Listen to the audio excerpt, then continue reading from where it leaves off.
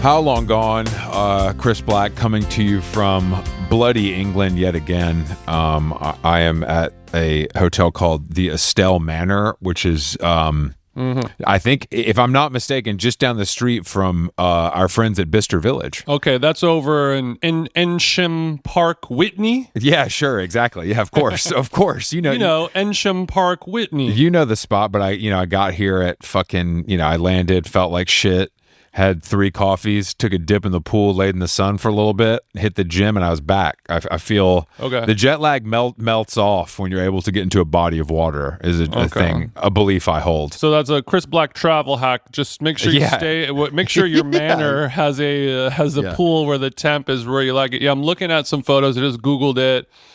It does look very nice. It's one of those places where I want it all to myself. Like, I don't want other guests to be there, but it is simply too big. So, like, it's huge. I guess I'm just saying, like, I wish this was just like a 2,000 square foot, 3-bedroom home with the grounds. But had all this vibe, and then I guess I could live there. So, yeah, it looks like Gwen Stefani's cool music video. Why exactly are you staying over here in Ensham Park, Whitney, Oxfordshire? One night in Oxfordshire, as they say. I'm here with Range Rover. We're going to Wimbledon for the women's semifinal on Thursday. Oh, but bittersweet. I'm looking at some sort of. We're viewing an automobile tonight because I think this is sort of near where the JLR factory is. I believe. I'm here with Range Rover. We're viewing a vehicle tonight. I will say, getting car picked and driver up. head ass.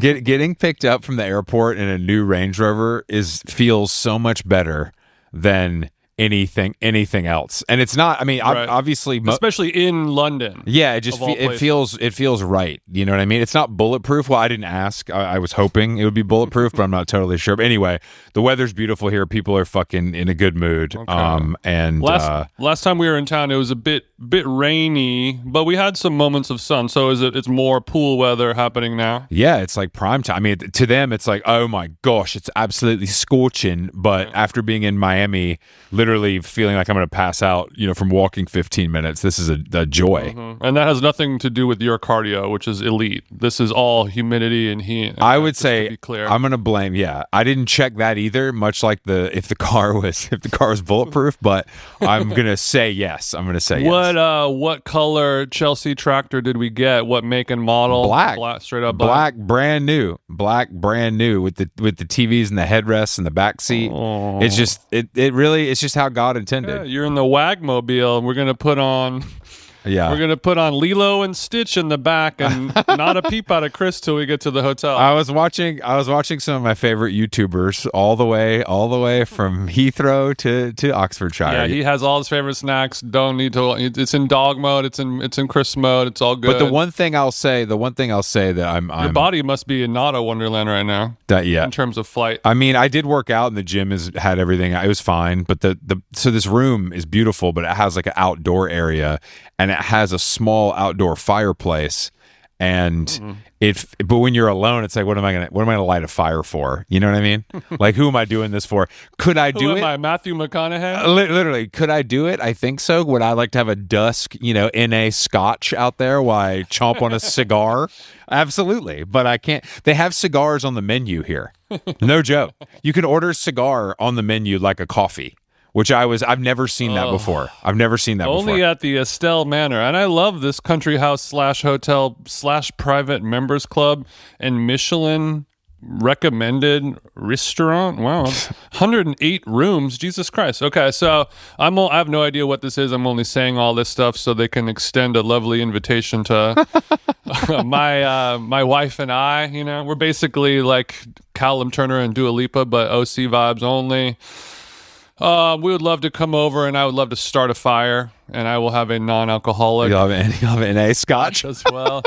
two NA scotches, please, good barman. I mean, you know how much I love maintaining a fire at the hearth. I mean, manning the hearth is something I've seen you do several times. It doesn't make your back as big as Callum Turner's, but it gets you closer. I think is what's important. No, it's part of my recovery. All right. Oh, I see. I see. It's the cold plunge for you. Manning the hearth is more of a recovery tool. Yeah, that's cool. Yeah, that's cool, man. Yeah, and congrats to England. I'm glad they brought it home. The vibe is probably high over there. America lost yesterday. I'm scared because I'm going to be here. Cucked by Belgium. I'm going to be here for the game, so I have to go watch it. And I feel like that could be something that I don't recover from. When is wait? Saturday. You have to go watch it? Well, I mean, if you're here and right. Conrad wants to go to the Fat Badger, how could you say no? You know.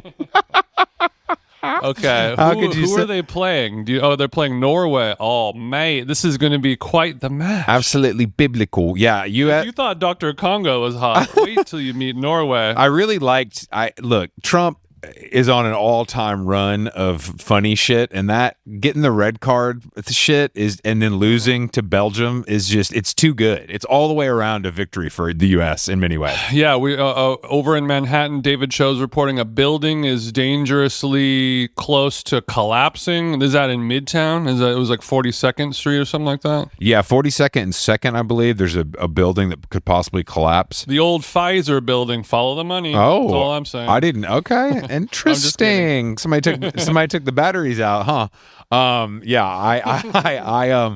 I'm concerned for all my Manhattanites. It gets this hot. I mean, it's hot enough. It's humid enough. The bricks start melting. You know what I mean? It's new shit. It's shit we hadn't seen before. Melt the brick down. Melt the brick down. This 17.5. Yes, exactly. Actually, speaking of 17.5, I was you were talking about the 19-year-old guy who's home from college, flush with cash from working the valet at the local hotel, not a care in the world. You know what you were saying this on the podcast last week. Yeah. It's a certain kind of guy that I like.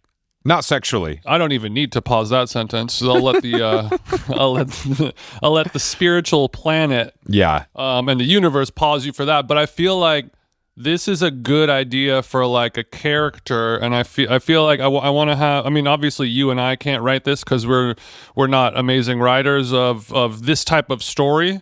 But this is we should pitch this to Bret Easton Ellis, because he would just rip through this thing. Shards coming out 8/5 on Hulu. That's the problem. More key art. Nobody gives a fuck about Shards anymore. Now it looks like some fucking teen drama, like CW shit. But I'm saying that's where this character would exist, in that kind of world. You know what I mean? That's what I'm saying. Yeah, I mean, they could also exist in any modern world. I mean, I want it to be modern. I want him to be. I know how you like guys from like South Carolina. Mm-hmm. Whatever, the Ritz Charleston. When I met the two friend named Goose. I met the two brothers at Primland in Virginia who had both injured themselves out of college sports, and they were recalibrating over the summer, getting pussy and playing golf. Are you kidding? I mean, me and Peyton are recalibrating over the summer. Literally, one was play basketball, blew his knee out. One was a pitcher and blew his shoulder out. I'm not kidding. This is real. And these two guys, all right, valets. Any of you fucking. Yeah, we got tires. It's time for valets. I know you guys are out of work. Hollywood's crumbling. Let's just do something. Just do a little web series. You know what I mean? It's like The State, but valets. I can see it now. I can see it now. Do you think that it's okay? I mean, when we go, obviously, if this existed in Bret Easton Ellis's 1980s Los Angeles, it would just be, white guy with blonde hair, blue eyes. The whole entire fleet of valets is just. No, we got a whole. No. We got a whole. No, that's the cool thing about our version. But the 2026 version, we gotta have wheelchair, blue hair, motherfucker. No, I got the lesbian chick with a face tat. I got the guy who's selling drugs as a valet. I got the white boys who got hurt playing sports. I got the shy Christian guy who's getting kind of turned out by his new friends. We could do this all day. The boss, the boss is a down on his luck guy who does okay, but he's divorced. He's got a kid. It's hard. Mm-hmm. He's paying the bills, but he's just getting by. We could do this all day. We could do this all day. The Filipino guy out there, he's parking the car. His friend comes over. We're switching the wheels out. You know what I mean? Pulling the turbo off that GT3. Exactly. All right, we have a guest today. Friend of the show, former guest, Matt Schnipper is returning. He's got a new book, Rise Above, that comes out, I think, any day now. July 21st, he says. All right, Jason, let's give him a buzz, and we will go from there. Okay, I think we're good. So you said you're at work right now. You were on the work computer. What is the work nowadays, Matthew? Are we on the record? Are we going? Yeah, we're on the record. I see a whiteboard, so now you're really We fucked. are OR on record. We know you got a job now. Well, don't worry, we're not going to look at the whiteboard. Does that mean you don't want to talk about it? No, I have a job. Can I go off the record for a minute? It's not really how it works, but No, that doesn't how it works here. Yeah, no, I have a job. I'm the culture editor at WNYC and Gothamist. Oh wow, okay, real traditional shit. Yes. We were talking to John Kelly from Puck last week, and we were joking about the role of chief taste officer. Mm-hmm. And you're not too far away from that over there, huh? Yeah, that's. I'm hoping that will change my title to that when my review happens in the fall. Yeah, when my review happens, I have a few notes for my boss, and one of them is I would like a title change. It doesn't need to come with a salary bump because it's fake, but if you could. Okay, so this is WNYC, like the public radio station, and you're bringing some of that culture to the mix. That's right. So if you are listening to hear about what's going on in the news, and then all of a sudden you're learning about the return of St. Vitus, the metal club. Yeah, that's my job. Mm-hmm. I would like to talk about that because I've had the unfortunate experience of going there before. And how does a club return? Is it a new space, or is it like just it's returning in name and it's a moving target? They've been doing that since they closed, I think. Let me say something, and no offense to the St. Vitus ownership. But bro, that's like being a curator with no gallery. But they're coming back. They've got a gallery. They're opening a new space. They have been doing shows to both of you. Yes, so they have a new space opening later this year, either in August or September, in Bushwick. Okay, are they coming? Are they trying to come for Brooklyn Paramount's chokehold on the hardcore and heavy music scene? Is that what I don't know that? Do you really think that? I mean, I know they had. Come on, culture boy, answer the question. I know they had a lot of NoFX concerts at Paramount. NoFX, okay. Not Brooklyn Paramount. I'm sorry. No, it's not Brooklyn Paramount. It's the other. What's it fucking called? This is why I was confused. My bad. I fucked up. I'm sorry. I don't remember what it's called. It's in Brooklyn Monarch. Oh, the Monarch. Oh, yeah. That's maybe a different audience to some degree. I think Vitus is a slightly older audience with. Can you break down the looks of the different audiences, please?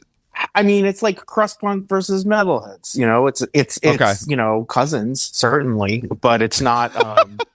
I've only been to Brooklyn Paramount once. I don't live too far from there, so I'm often looking to see who is headlining, and it's often people I've never heard of, which I find it's impressive. I've been there a lot, and they got a sick gym for the bands. Oh, really? In the building, yeah. I saw Geese there, of course, with every other white guy. Sure. I can't believe you weren't there. No, I wasn't. I saw Dive there. I did see you. I saw you the last time I saw you in person was at a Cameron Winter show, though. Pause. That was before the hype, baby. We were there, ground floor. I was interviewing him that day. Oh yeah, I remember. I forgot you were going to interview, and you didn't know how it was going to go, or you'd already interviewed it. Oh no, it went bad. I knew how it went. And then we did a follow up the next day, which was better. But I was following him around. I felt like it was kind of funny. You know who I talked to? I was at a church that night, and I talked to the pastor, which was my favorite conversation I had for that. Wasn't it like a big girl lesbian pastor? Because it was like a Greenpoint church. Yeah, she was like, "We're here to serve the community." That's what she said. Okay, Zoran. Yeah, it sounds like she wanted to make a little scratch on the side. Let's pass the plate around. I'm not mad though. Mama wants a trip to Turkey. Well, do you think he was being difficult on purpose, or do you think he's a kid and just okay? You think it's just who he is? Yeah, I think he's finding. I think he's certainly done a lot of finding himself since then. But that was over a year ago, I think, right? Yeah, it was a while ago. We're talking about Cameron Winter here. Yeah. We went and he and I chatted, and then I went to his concert at a church in Greenpoint in Brooklyn. Where did you guys meet for your in the backyard interview? of this bar around the corner, and he was very late. So we talked for a few minutes. He really didn't have much to say, and then he was stressed because he had to go sound check at the church. And then we talked the next afternoon on the phone, and that was better. Did he drink? Did you drink? Did no one drink? No drinking. No drinking? No. What kind of journalist are you, bro? You got to get this guy sauced. Thought you were cool, man. No. You thought I was cool? I didn't mean that in the literal sense, more in like a dazed and confused McConaughey sense. It's like you thought. I think it was a Coca-Cola situation, Cool, which I think is classic. A little caffeine to get you going, get you chatty. Oh, Exactly. a music journalist drinking a Coke? Oh, baby. That's All right, Cameron Crowe, pump the brakes. Okay, well, speaking of Saint Vitus and metal and all that stuff, when I was reading your book, you mentioned, finding a hobby later on of, digging for vintage clothing, getting your Depop reseller on, but Yes. then earlier in the book you mentioned sort of a purging of all of your dope metal tees over the years, your Cannibal Corpse long sleeves and your, Mortician Yes. turtlenecks and whatever it might be. Were you giving that stuff away, or were you selling that as well? And if you were giving it away, do you regret not selling it? That's a good question. Also, what size are you? XL. Yep. Well, could have called me, but go ahead. Well, okay. I mean, have you guys? I don't know. You guys did. So my book. Did you tell the listeners what this is about? No. Nah. Okay. We'll let you do I'll that. Let me do that one. Yeah. That's kind of your problem. Yeah. As I'm reminded of every single day of my life. No, my book is a book about what happened in my life after my 22-month-old son died very suddenly, and obviously, there have been lots and lots and lots about books about grief. What I was hoping to do with this book is both to figure out kind of what happened in my own life. He died of a brain aneurysm from a condition he was born with called an AVM. We would not have ever known this was going to happen. And obviously it kind of turned the life of my wife and my life and my wife's life upside down. But what we found was that the thing that I wanted to write about and kind of catalog and try to understand is what this meant in the much smaller, kind of just like almost dumber moments. Like we had planned to move right before he died, which we did do. And then all of a sudden I'm like unpacking everything. And like, Jason, what you're talking about is I had all of these shirts. And so I'm looking, I had this one Napalm Death t-shirt, and there, I love Napalm Death, but it's this shirt and it has like, people impaled on different kind of swords. It's like, You know the one. Do you know which one I'm talking about? I think so, yeah. Yeah, it's like, I forget exactly what it is. I haven't seen it for a while. I'm looking at it, and Cannibal Corpse shirts where it's like people like eating, the insides of people with like skulls. It was like, and I looked at it and I was like, this is Disney World. I was like, this is ridiculous. I was like, these people you have no proprietary ownership over terror. I was just like, this is a cartoon. This is a pantomime of this. And I was like disgusted by it. Like literally, I was like, this is a joke. Like I cannot believe Look, this. man, I never liked that bullshit either. It always felt a little fake to me. So I'm glad you caught up. And I liked it, and I've come back around to it. And there's some things that I think I have a better relationship with now than I used to. Some of those different bands and things like that. But literally, friends were at our house a couple days after we moved in at our apartment, and I'm unpacking, and I just gave stuff away to my friends. I was like, I don't want this. Like, this is a joke. Mm-hmm. Like, you guys don't know what pain is. And I had, it was this really kind of like almost blustery feeling that I had where I was like, I can't wear this. This isn't me. And like these people, like, I mean, you guys know Cannibal Corpse was, of course it's a put on, but like, the singer named Corpse Grinder, like he has an Instagram. It's just filled of him taking his family to Disney World. Yeah. And it's great. I'm glad Corpse Grinder is having a good time, but I was like, this is not my life anymore. It's hard to support a punishing death metal band run by Disney adults. It feels contradictory, right? Well, I mean, which is cool, and I remember you talking about that, and it's interesting for you to be like, these guys are all fucking posers, because it is mostly a bunch of posers who are it's just regular people, and they love writing songs about eating entrails of aborted fetuses and things like that. But did you find yourself running towards true Norwegian black metal, or like metal created by people, real shit? Yeah, people who are not Disney adults, bitch ass, gay ass Corpse Grinder. I got really into immolation for a while. Period.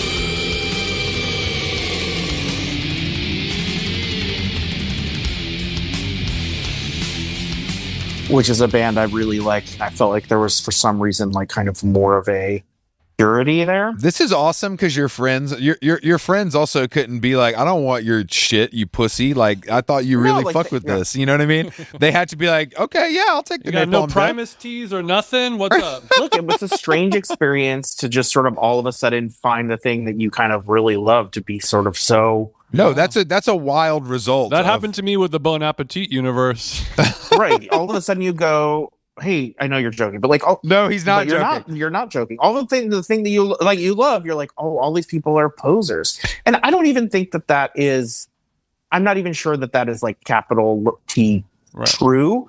But at that moment, I had never been more kind of like disgusted by this stuff, and so I got rid of it. So I gave a lot of it away. I don't think I have since sold more stuff, but I think everything in that point, like I just gave things to people. Okay. No, it is a fascinating way to sort of deal with grief, or something you would never expect to kind of come on. Let's say I would never expect that. No, I do regret. I don't know if I regret. There's an I Hate God hoodie that I gave somebody, and I do wish I had that still. That one's got a sting, Schnipper. Yeah, I was just like, get rid of that. I bought later an I Hate God t-shirt that was just like a haunted house looking thing on the cover, because I like missed having I Hate God merch. Sure. Sure. Yeah. Sure. Mm-hmm. Who amongst us? Yeah, because you hated God before, and you hate God even more now. So yeah. So okay. I was just wondering when I was reading through, and I was like, now that he's a Depop baddie, is he regretting letting all these fucking Morbid Angel grails go for free just to his bro who came over for some quinoa? I kept my Morbid Angel. I think it was pizza. I kept the Morbid Angel shirt. Do you think, and this is not a shot because we're all the same age, but do you think you were one of the oldest sellers on Depop? Oh, 100%. Yeah. Yes. Because Depop has heat. But every time I think about it, I just can't do it. Like, I can't get on there because it feels too Gen Z. Well, I enjoyed doing it because it was like I kind of could, I was just like, it was a very, hey, fellows, kids, kind of thing for me to try to get in there. I would love for you to snap, somebody lowballs you on the Morbid Angel, and you get into, you're like, oh, really, bitch? You know what just happened to me? And then you really get into it with the 15-year-old. I'm still like, yeah, but I still have that attitude sometimes. Like, somebody tried to I had a t-shirt I was trying to, I was selling, somebody was like, squabbling over like $2. And I was just like, no. I was like, I'm not taking, this is ridiculous. Like, I'd rather give you like $20 off of something that is, $40 than give you $3 off of something that is $15. I'm just like, well, you're gonna come in, you're gonna teach these Gen Z pieces of shit how to negotiate like a human being, like like a real adult. You send a nice message. Somebody says thank you so much, and I'm happy to give you, your discount. I'll give you your tax off. You know what I'm feeling? Right. I'm feeling generous today. I'll give the double. Yeah. I just had a great experience on eBay where I found a shirt that I'd never seen before for Whiskey Town, my favorite band, who no one's allowed to like anymore. And why is that, Chris? No, we can get into it later. But it's no Red House Painters, but it's and he. But the guy, it was the only thing he had for sale on eBay, but he knew it was worth money. What'd you pay? No low balls. I know what I got. It was a Whiskey Town Strangers Almanac shirt, and it's just got this MS Paint graphic of a cracked Les Paul. It's hideous. It's amazing. But the guy had it listed for $350, and I was like, you know what you have? I can't give you $350. I had him with the $225. He took it. Oh wow. Why is Whiskey Town merch so expensive? Because they're one of America's greatest bands that has been forgotten. And I just think anything because there's 7 guys like me in America who have driven the market up. Okay, yeah, there's 10 guys who have jobs and a fucking PayPal account, and they're like, I love it. Because also the merch is historic, like all that. I mean, that's the thing about metal stuff. I just find it ugly. Like, I hate the way it looks. It's not what I like. So it's tough for me. Whereas this stuff is really ugly in a way that's just sort of a forgotten era when graphic design required like scissors and tape. Yeah, no, I know what you mean, because a lot of metal shirts, it's either kind of like just silly, ridiculous stuff like aliens and entrail eating, but then some of it looks really tough and badass, but it's like, Jesus is a cunt, Nazi stuff. Like, it's like, like the stuff that truly looks badass, you can't wear it and you shouldn't want to wear it because there's usually some real bad stuff behind it. Mm-hmm. That's often the case. Yeah. Yes. So you got the Whiskey Town shirt though for $225? One of several. Yeah. Well, I found the best one I've ever seen. I sent to my guy who does Disorder Vintage because it wasn't my size, and he bought it immediately. So I like to, when I find something that I can't wear and I know somebody will, I'll send it to them, and if they're a freak, they'll buy it. Is usually, I feel like that's sort of what I'm trying to get, giving back to my community. Yeah, I understand. So I was able to skim through the book. I got the PDF a couple days ago, so I didn't sit down and read the whole thing, but I feel like, you know, the whole read is a massive gratitude exercise, learning about your childhood and what happened to you later on in life. And, you know, for our listeners out there who are feeling down about themselves, you know, or the insides of their body, it was a great, massive gratitude exercise, and it was probably very hard for you to write. So kudos and thank you. Thanks, Jason. I appreciate that. Yeah, had you come to terms with the stuff that happened to you as a kid when you started getting into this, or did it like bring that back up again? So, you know, when I was a kid, basically, like, I was a pretty sick kid. Like, it's not unusual. I had colitis. I had my colon cut out. I had like a colostomy bag for a little while. I was in a lot of pain. No, big bro. That is weird. That's not normal. It was weird. I had ear infection. Yeah. Tonsils out, please. You're going great. You know, it was not a great experience to have when you're kind of like in middle school. But that's also where, you know, so many people get interested in underground culture and into music because something kind of adverse happens to them, and that's the path that that it took for me. It's not it's no longer sort of like the defining part of my life, but it is. I think in order for you to understand who I am, to figure out who I kind of became after Renzo, my son, died, it was important to kind of talk about that element. No, I mean, I had everybody I knew that got into aggressive music, they were an upper middle class white guy, or their like parents were divorced. Like no actual anguish. Like this is actually oh wow. You know what I mean? This is like real shit that's like could really take a bad toll on someone if they don't figure it out and deal with it pretty early, I think. Right. Because kids are so fucking mean. And having a colostomy bag when you're 14 is pretty fucking crazy, and you would like to think kids would be nice about it, but I'm guessing they weren't. Well, it was the 90s, so everybody wore huge pants, so it wasn't that hard to hide, which was cool. Damn. Had the bag. There is an upside. There was an upside. It was not an issue. I was like, okay, Earth Crisis told me it's okay to look like this, so I'm gonna do it. I'm serious. Yeah. You mean like Earth Crisis literally told you it's all good? No, I mean I looked at Carl's pants and I said I can wear that too. And I'm pretty short, so like validated. I didn't like wearing like the biggest pants, but they did fit a colostomy bag. That was only for 3 months, so that was cool. Okay. No, but I think summer. It also meant that like at that point I was sort of familiar with different elements of pain and kind of making your way through it. I don't think that the experience of like grief is like the crushing pain of that is much worse than anything that happened to me as a kid. But I also think that like it's like I had a tool book. It was like, okay, you're going to be different than everybody. Like, where do you start? I don't think I was an expert by any means, and kind of looked to a lot of different people and a lot of different books and art and therapists to try to help me, literally kind of survive. But it was not the sort of first time I'd gone like, oh, things are going to be different for me. Like, what do I do? Yeah, it prepares you in some ways, and obviously it could never prepare you in others. Yeah, sure.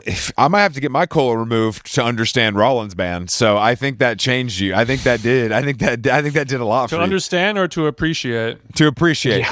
Yeah. You were mentioning, going into the underground scene, when you were younger to find some solace or whatever. And I was thinking back, when I was, a teen doing the same thing.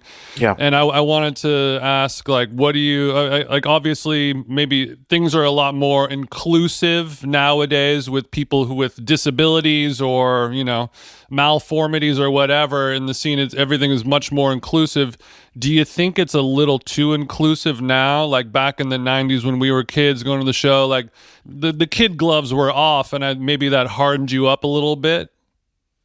I don't know that that's something I completely... I mean, do you mean like literally like in the pit or like... I guess maybe like if you're like a disabled person back in the day, do you want to feel a little danger so you feel like you're in with everyone else? Do you want to not be treated like a special person so much where you feel excluded? Oh, if I'm at the Geese show and, You know, I don't want I want a little rough, a little bit of danger. Because if you're a disabled person, you want to feel. You go to a hardcore show or a punk show to feel a part of. It's one unit all flowing together. And now it's like we have to protect, and they're like, I don't want protection. I just want to be like everyone else for this next hour, you know? Right. I mean, I can't speak as a disabled person, but I understand the idea that like if the idea of going and joining and being a part of an underground universe is so that you kind of are all with people who are maybe out somewhere outside of the mainstream, it's like finding kind of a collective of all people who don't fit in elsewhere. So in that sense, I can see what you are saying. Yeah. Yeah, I saw this. There was a lot of news this weekend because Hellfest happened. I'm sure you remember that. Of course. In Jersey. They brought it back, and there's a guy, I guess there's a guy who apparently called the cops because someone moshed too hard on him. Oh, wow. Okay. Crowd killing, I think, is the term they're using these days. Yeah, I've been hearing about this, about crowd killing. I can't say I've experienced this. You've experienced it. The cop wrote a ticket being like kind of making fun of the guy for calling the cops, like in the notes of the ticket. And I was like, damn, that's really funny that you call a cop and then the cop kind of makes fun of you. Is a real full circle moment, I feel like, for a crowd like Officer's note, guy's kind of a bitch, but anyway. Yeah. Exactly. We got crowd killing. We got people debating if you're allowed to take photos at a hardcore show, whether or not you're allowed to beat up the guy who's wearing a banana suit in the mosh pit at the beatdown hardcore show. There's a lot of this floating around of the old hardcore guys and the new hardcore thems. I never thought about any of that stuff. I just was just super excited to go to the show that was happening like at a skate park, and like that was kind of it. Same. And, I definitely went into a pit when I was scared, and then it didn't matter. Like I was so excited to be a part of literally like anything that was, from an underground world. I was not thinking about anything other than just like pure, just like my brain was. I was just so stoked. It was like I was seeing Converge. I remember I was looking at photos. I have seen Converge in high school, and what is his name? Jacob Bannon, right? Yeah. Bannon. Bannon, I remember he's wearing a Godflesh t-shirt, which is how I learned about Godflesh. And I remember he had somehow run into the crowd, and I want to say he hit his head on somebody's video camera, and he's bleeding. And I remember I was at the University of Hartford watching this, and I was just jaw dropped, watching this dude just him running around. And he's just, at that point, this was probably year 2000. So he's pretty young at that point too, and just completely fearless. And just bleeding everywhere, wearing a Godflesh t-shirt. And I was just he went head first into that video camera because he wanted the blood. That sick fuck. I mean, that's very, that's a very kind of Iggy way of doing it. And that's very possible. It's Rollins-esque as well. Sorry for interrupting. Oh no, it's fine. Rollins was definitely hurting himself with no question. Rollins was a whole other universe. What do you think about as a esteemed music journalist, been doing this for a long time? What do you think of all of this indie rock best song American? You know what I mean? All this stuff going on. Have you been following this? No. Best song. You haven't seen this? It's like this whole thing about. No, tell me. Best indie songs, I think, is what we're doing, and now people are debating what's indie. Oh, God, you know what I mean? They're like, oh, I don't know if that actually counts, or if this counts, or if that counts, and it's become a conversation I don't think I want to have. Oh my God, because it just shows everyone's age and where their lines are and shit, and it's pretty, and people's lists are just all over the place, because it's so insane. You can't really. So somebody's top 10 American indie rock songs, and they'll say the Strokes last night, and somebody's like, the Strokes aren't fucking indie because their dad was that's not indie. So it's a fun thing to debate. But I feel like any good music head, the three of us and many other people we know, but the Strokes aren't indie. Oh God, yeah. So that's you can spiritually tell if a band is indie or not. You know what I mean? No, they're not indie. Yeah, as soon as you said that, I was like, they're not indie, and then I'm like, oh, this is what I don't want to be. Don't want to do. But I think that the confusion lies in the fact that they birthed so many imitators that were indie that I think a lot of people can't. You know what I mean? They can't separate those two things with the Strokes, particularly. I would guess that's part of the problem. Is there a consensus pick that has gone down? I'm trying to think if I can guess what I think people's in best indie song of all time, American indie song of all time, where people saying like "My Girls" or something. I'm like, look, I've seen a lot of Built to Spill. You know what I mean? I don't want to get. I don't want to get political here. Silver Sun pickups, they're up in there. You already know what I'm saying, brother. Jesus. But that's what I mean. Like, It's such a wide. It's impossible. Is it a Silver Jew? Is it a Pavement? Is it a Dino Junior? is it right? Is that Pavement? Right. I think yeah. Silver Jews. I think that does encapsulate something deeply American in a way that other things on the list don't. But I don't know if that is necessarily a factor that would mean something to everyone. I feel right. There are people who are younger than Silver Jews that are probably arguing about this. Yeah, the age gate on Twitter unfortunately is not there. For listeners at home, Silver Jews is a band, just to be clear. It's got to be It's got to be Cold Sounds by Pavement. Is that like? I think that's yeah. You tell me, buddy. I say Ariel Pink, whatever he makes is all good. Oh my God! It is up there. Pavement is mentioned several times, of course. It's got to be. I went to I went to one of the Pavement reunion shows, paid my triple digits for the ticket, and had the time of my life as a 43-year-old. I did too, and I was disappointed when it looked like it was a fucking meetup of guys that work at breweries. But I don't know what. I don't know what I expected. Did you expect, I don't. Yeah. Every time I go to a show, though, I'm like, damn, this is the audience of the music that I also like, and it disappoints me. And I don't know what that says about me or about the audience. When you mentioned that you learned about Godflesh from Jacob from Converge wearing a T-shirt when you saw him play. Yes. And I didn't know that you were introduced to the music of Henry Rollins from the soundtrack to The Crow. Did you guys have that same experience? You remember that movie, The Crow? I remember the movie, remember the soundtrack, but I was wondering, it's probably the least, valid underground punk way to discover Black Flag and the Rollins band. It's normally like, some kid is wearing a T-shirt with the bars on it and you look it up or you see an album somewhere. Is the fact that you discovered Henry Rollins through the Crow soundtrack something you're proud of or embarrassed about? I mean, neither. It's just facts, It's true. It happens. Like, well, you should be embarrassed. Okay. I'm just kidding. But, I didn't even realize what I was actually discovering was Suicide because they were covering Ghost Rider by Suicide, but I had no idea that was covered.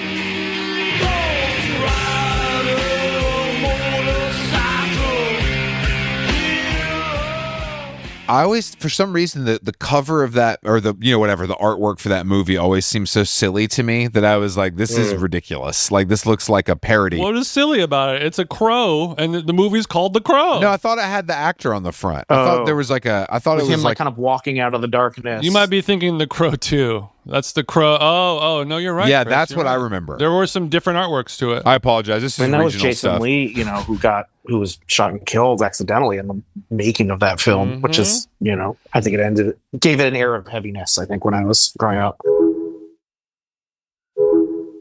But I guess, yeah, I mean, it's so fascinating to me, I guess, just because obviously the subject matter is quite heavy. You find a way to weave it, and it's obviously very palatable, but I just don't. I guess because there's a part where you say that you're talking to your friend whose mom died, and he's like straight up like, honestly, bro, I don't think about it that much because it's been so long or whatever. Oh yeah, that was really interesting to me because I'm sure that is true, and I'm sure most people feel really bad saying that.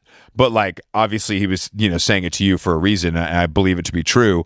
But I guess it's just like revisiting. I don't know, like the how do you go from like sitting in like your own shit all day to then being like, all right, babe, what are we having for dinner? Like, was it hard to sort of get in and out of it, or did you found a way to compartmentalize? Well, look, I mean, I wrote zines when I was growing up. I've always written about what was going on with me, and often in the context of music, but it's been the way in which I kind of neutralized whatever was happening. So I would go to this writing center every day, the Center for Fiction, and I would sit there, and then I would, have lunch with a friend, and then I would go back and write some more, and that was it. And for most of this, I also had my daughter was, we have a daughter now, and she was less than a year old. So I would go home and, we'd do childcare. I would say I was pretty much toast, at the end of the day after working on this.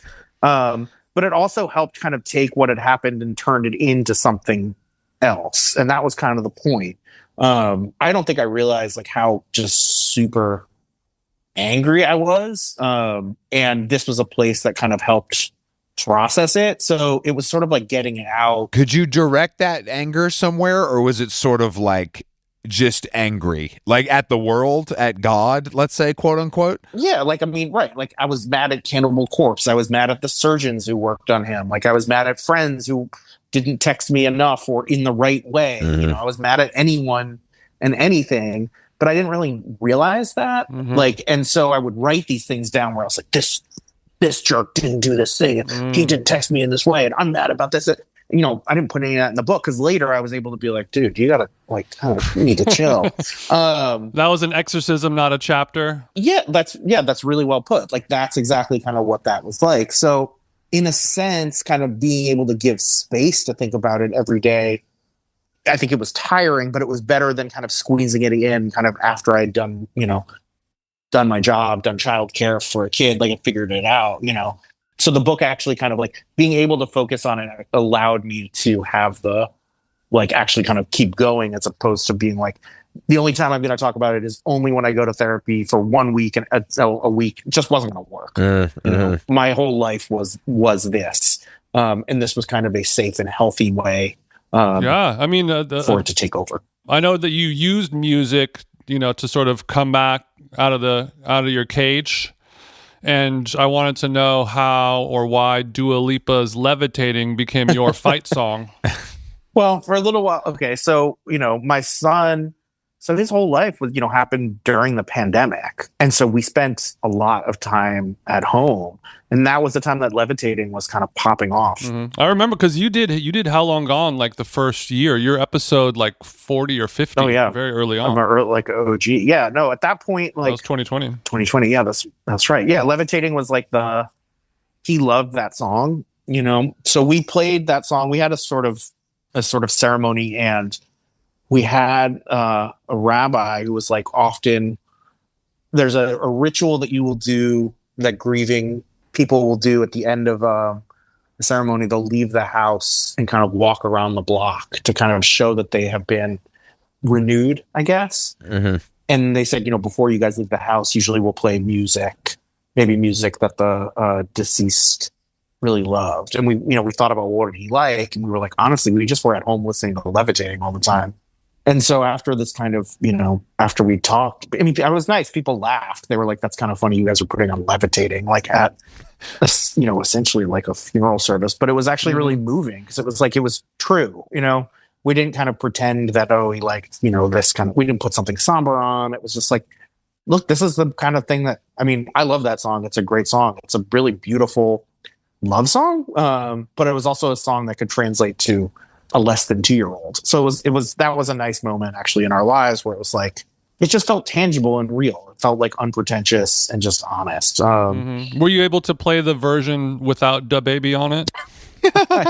I think I'm trying to remember if he had been canceled he was removed from the remix after it was released. No, I know Matt's ahead. He's got the FLAC file with the baby verse on it somewhere. I know he's got that in the tank.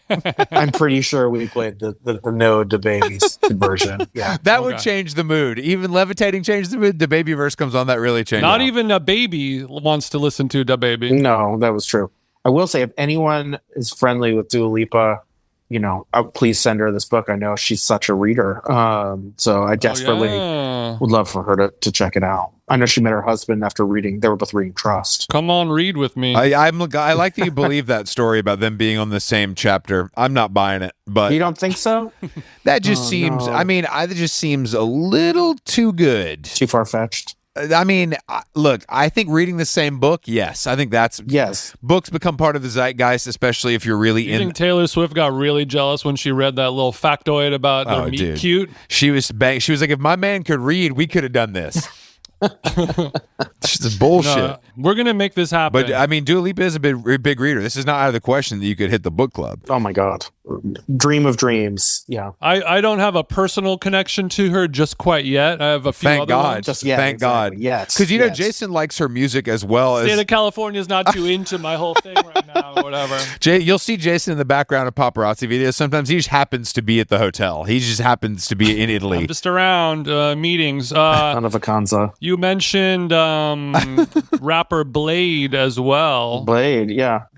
Nice pronunciation there. Grazie. Of course, the AI chatbot calls it Bladee, but I would never do that. But the song, the line from the Blade song that you were repeating, it's from a song I hadn't heard, but the line where he says, "I put a window on the wall." I put a window in a wall. It has that that idiot savant quality that Bladee has in his lyricism. Incredible. That's so crazy. That's unbelievably good. It's unbelievably good. The greatest lyric of all time. I put a window in a wall. Yeah, like if MJ Lenderman had it, MJ should cover that song. People are gonna be crying in the crowd. Sounds great. I'm here for it. Like, I remember listening to that song and like it was right. It was just like there was a wall, but then you could see through. Like it was the greatest thing at that moment. I listened to that song 100 times in a row.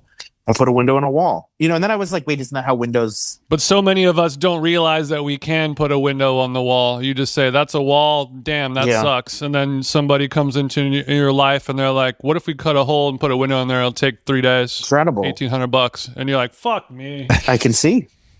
I think, look, like when you're experiencing something like this amount of heavy grief, like you just live in a different universe. Like you're just not, my feet were not touching the same ground. I was levitating, fucked up. I was very, I was not in a good place. I mean, look, this happened 4.5 years ago. Like, it's not even that long ago. Like, I've retained an ability now to like kind of go about my life, but like, I'm not the same. Mm-hmm. But when it's so fresh, like you're just fucked. Yeah. I think your desire for things to make sense is so strong that when you do something like put on a Bladee song and you're hearing this like Swedish 27-year-old be like, I put a window in a wall. I mean, it's like, it's just like Alan Watts, like himself is like whispering the secrets of the universe to me. And that is what it felt like. I was like, I put a window in a wall.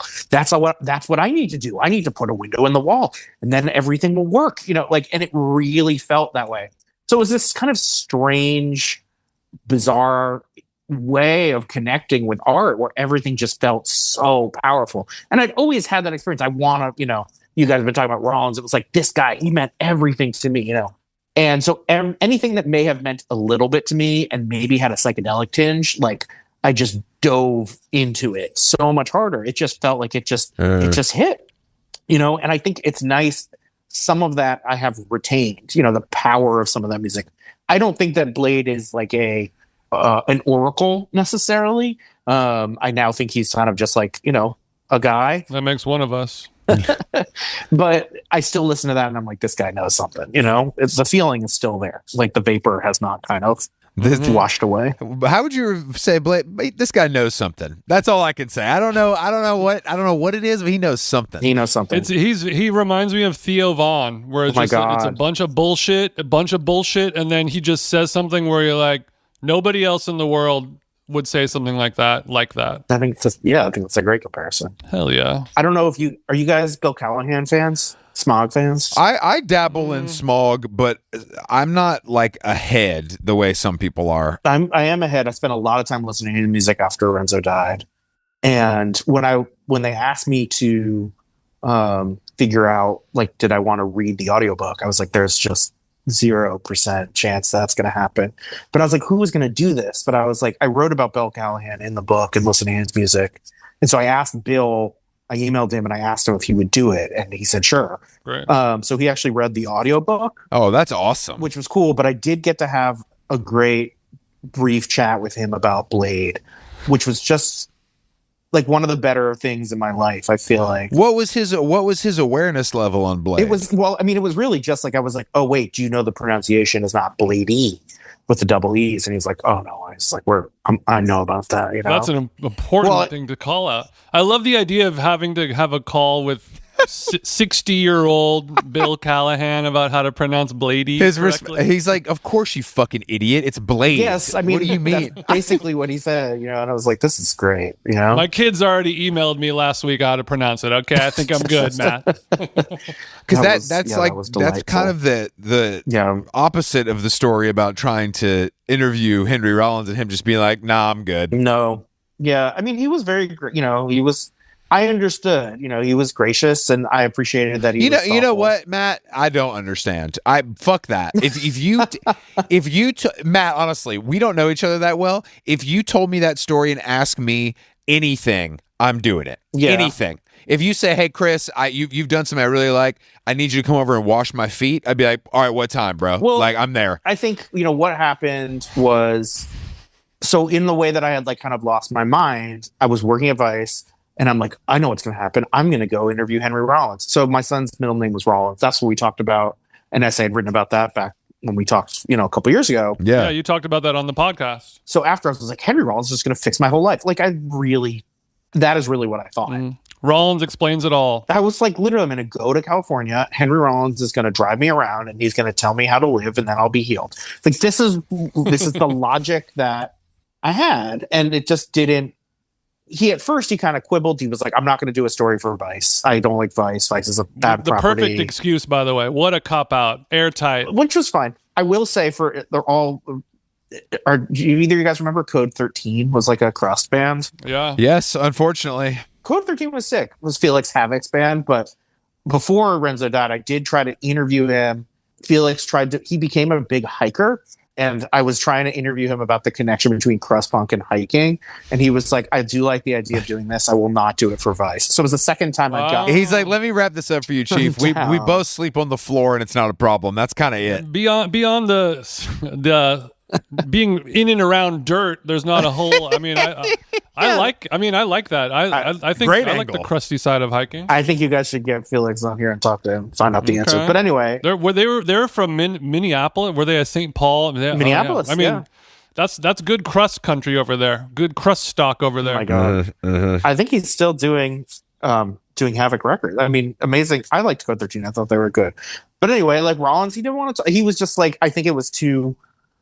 He's a public figure. It's a lot to be roped into somebody else's story like that, Being like, hi, my son died. He was named after you. You do not know me. Can you help me, survive? Also, I'm going to write about it. Like, I get that also from the fact that I'm sure he's heard stories like this before. Right. Like, he's a weird guy. He's inspired a lot of weird people. Put it in the pile with the rest of them. And also, he's like, oh, this is going to turn into a book tour. Gracious. I am terrified of him. I'm sure hating this book, to be honest. I hope it connects with him. I hope he sees it, or I hope he doesn't. Where is he? What does he do now? Like, where is he? He lives in LA. He has a radio show. He seems to just collect rare 7 inches and then play them on the radio every week. He buys a lot of records. What station is this on? Is this on like indie103.com? KCRW maybe? KCRW. I think he changed. I don't know if he changed. He was also doing an NTS show recently, but I don't know if that's replaced KCRW or not. And then he puts books out. He writes about music a lot, and he still has. Do we think? I don't. 1361. I don't want to be a pocket checker, but do we think Rollins is low key rich? He's got to have done well. He also had those moments, like he was in Heat, he was in Johnny Mnemonic. Yeah, he was in a string of movies. And I also think he was doing Rollins Band, in the 90s when, they were the Liar CD single or whatever. I'm sure he did. He was making music when, when they were playing Lollapalooza, they were playing these shows that probably sold well. He's opening for Helmet in Transylvania, taking home a tidy penny. He's keeping most of the money from the band. He never had a drug problem. He never was like a gambler. How many times has he been divorced though? None. I don't think he's ever been married. Virgin ass. Wow. Well, I mean, I see where your logic is, Chris, because I feel like playing fucking Minutemen singles on KCRW is not necessarily paying the mortgage. You know what I mean? No. Guys like that, I always find it's either they're unbelievably good with money and they live an amazing life, or they're like low-key kind of broke because they just sort of made the wrong decisions over and over. I think he quit making music around the year 2000. And I think he was like, this is not good for me. I don't like this. And I feel like it was interesting. He was like, he talked about doing a Rollins kind of reunion because I think he thought it would help out some of the members of the band. And, they wanted, and then he was like, I can't be this person. And I'm impressed that he's never really, I saw a video of him like singing, like, I forget what song with Cyndi Lauper at some point for a benefit, but he has not come back. I'm sure that he's had offers from all kinds of people to do reunion shows. Yeah. And he's stayed pretty true to what I'm surprised what he believes. When that new Turnstile tour came out and it had a different opening band every night. I thought maybe Rollins would sneak in there. I mean, he still does the spoken word tours. Like you can see him, pretty regularly. I don't know. He's done no one wants that, though. No one wants that. I think, What do you think about difference of opinion? What do I think about what? Black Flag? Whatever form they're in now, playing reunion shows and touring and things like that. I watched some of the videos, and this is Black Flag, so it's just Greg Ginn and a lot of kind of Gen, like think 4 Gen, it's kids. 3 Gen Z. It's the one thing about it is that it's bad, and I think that is unfortunate. It just seems so weird. I feel like anyone who's a real Black Flag fan, I don't care if the 18-year-old bass player is wearing a Dead Milkman shirt, it's still just like, what am I doing here? I'm watching a band that taught me how to live being played by kids that are younger than my children. What's weird on a pure, if you leave some of the kind of cultural context on the, put that aside for a minute, it didn't have to just like be musically so sucky. And I think it's almost easier because I would have more complicated feelings if it was actually like pretty sick. But it's just not. Yeah. I'm like, oh, this isn't good at all. Like, why did he pick 3 people who aren't good? Great. That's a great question. This is reminding me, there was a band in Atlanta called Quadliacha that had a famous lyric. Oh my God, yes. I hate GBH, Black Flag, Weird Al, DRI. They're all profiteers in a scene that's DIY. And that's kind of not to, just to put it out there. I think it's important. To remember that stuff. Quadliacha, that was like, oh, are you familiar? That was like, were they like friends with like? Yeah, they were like Bro, we're talking to Schnip. That's you true. name it, like he knows figure, it. Yes, Gavin, Stick Stick Figure Distribution, legendary Atlanta record seller and label, who's still around. I saw him at a hardcore. Yeah. I went to see my friend Ezra's band Secrets play a hardcore show, and he was there. I couldn't believe it. We didn't speak, but I couldn't believe it. I remember that scene. Like they were like in the same scene with like Inhumanity, maybe. Wow. Like, I don't know, maybe not. Okay. Damn. I knew I was talking to the GOAT, but Yeah, wow. He said, I'm not new to this. I mean, look, dude, there was not. Like I said, like I was sitting in bed, like doing nothing, because I was like I had surgery and I was reading every issue of Heart Attack magazine, like front to back. Heart Attack's a reoccurring character on How Long Gone. Don't worry. Yeah, in the book, you mentioned sort of that period, quote unquote, surviving purely on intellectual agility. Did I say that? Maybe the AI said that. Maybe. But but more so like your love of the Teenage Mutant Ninja Turtles character Krang, where it's just a brain in a jar and you have no body to have to deal with. Yeah, that would be cool. And I'm sure you're not the only person who sort of wishes that your brain, was inside of a robot that was awesome and could kick ass, and then you didn't have to worry about the body stuff. Yes. And I was wondering, is there a community of people with that same, people who want to Krang out? There's got to be. I mean, look, and do they have a name? This is to the beat, to the sound of the streets, pranging out, out down the street. Yeah, probably. I mean, look, like, I mean, I do go on to like, I still r/Krangers. Well, I mean, I definitely am like on the, lurking on the Reddit for colitis people. Like, I'm sure they have the same feeling. Or I know they do. Colitis heads, like kaleidoscopes. Yeah, I don't know. I don't feel like that anymore necessarily, but I think that feeling was very pure where you're like, I mean, because look, I was just sitting in bed, I'm watching like MTV News, like learning about all this cool stuff, and I'm stuck. You're like, oh, your brain is like listening to Sonic Youth and being like, being completely like expanded And then you're just like, well, here you are. I hope you enjoy suburban Connecticut for the next like 10 years. But I can't go skate the curb about this right now, like everyone else. But I also like am not coordinated and can't even like skate. There was no chance I was skating any curbs. Colitis or not? Oh, dude, we're not going to backside. 100%. Okay. Like this is one. I started taking drum lessons like somewhat recently. Whoa! Just to like your anger is a gift. Do something. And it's sort of a bummer how uncoordinated I am. Like I was like, it's like, limb independence is not coming easily. Limb independence split 7-inch coming out. Yeah, soon. that feels like a shirt you gave away with Asuk. Yeah. Okay. Shifting gears. What's it like dating an F1 chick?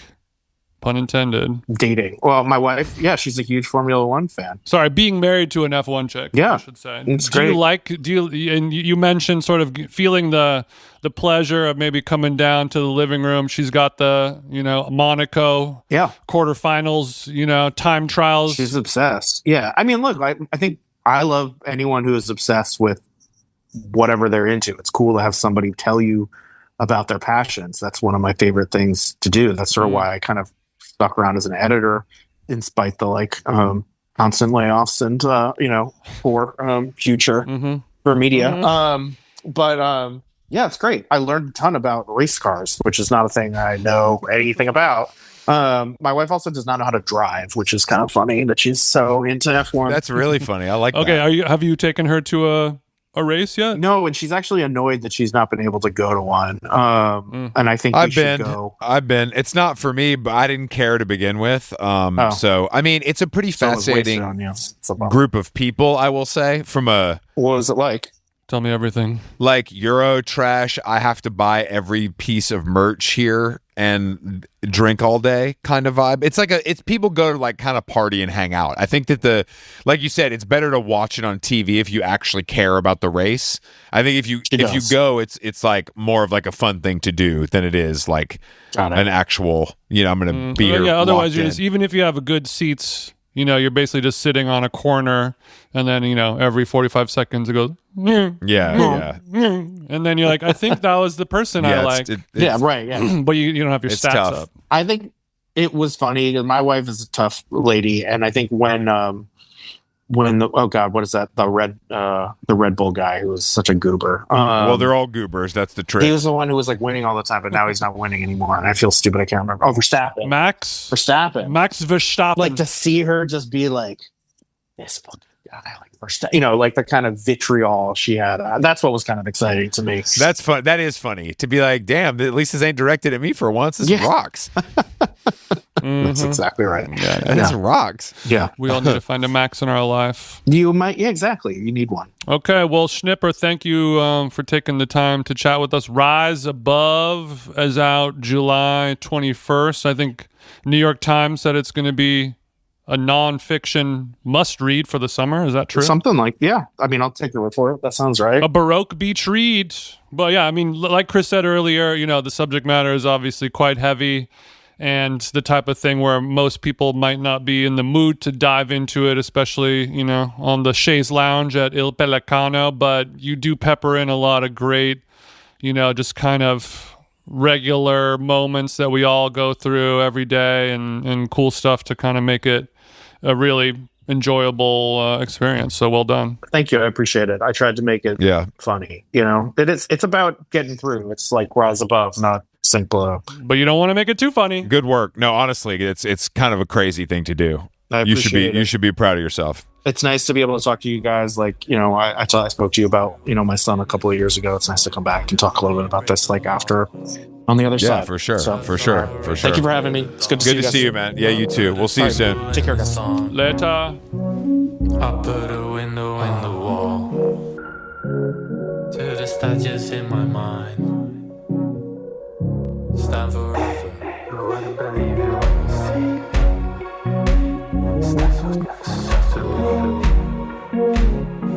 Statues in my dream.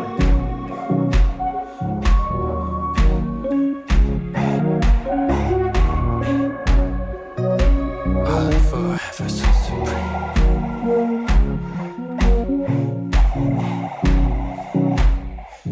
Stand forever.